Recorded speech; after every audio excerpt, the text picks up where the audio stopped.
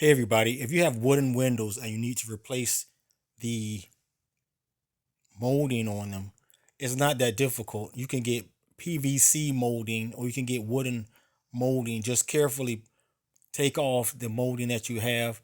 Now this stuff gets old, especially with wooden windows.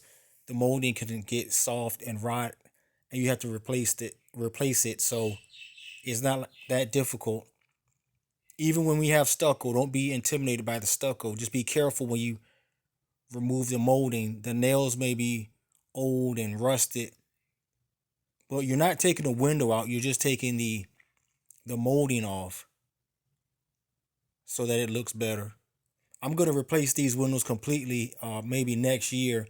So I just want to do this one so that it stayed nice and secure and sealed, so nothing water couldn't seep in or anything like that.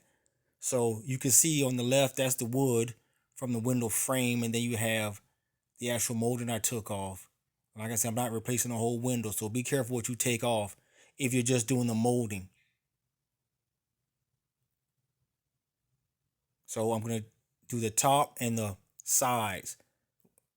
And so that's the top piece of molding already removed.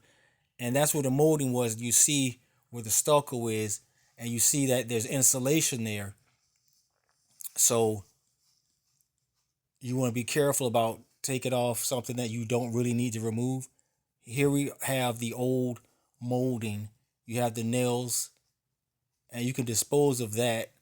The good thing about the PVC material is you can nail it and drill it, and it doesn't crack, and it's pretty good. So that's the type of molding that I wound up buying. I just drilled small holes in it where the nails were gonna go, just to make it easier, and because I was afraid it was gonna crack, but it turns out this stuff doesn't really crack easily. So, but I did drill small pilot holes in. Once I got the molding in place, I drilled the holes through the held it up to the window and marked it and drilled the holes through the PVC material. But just see how the old molding was and just go ahead and put it on that way.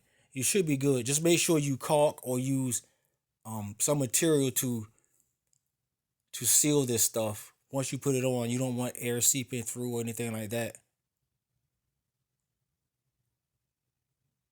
You see the nail holes. Just remember how the old molding was, and you're gonna cut the new molding with the 45-degree angle up top, because you're doing both sides and you're doing the piece across the top. Now see, here's a new piece I put in. You see the holes I kind of pre-drilled, and I'm gonna have to caulk and probably paint across the top. But like I said, on the corners there's a 45-degree angle. The molding works. It looks really nice.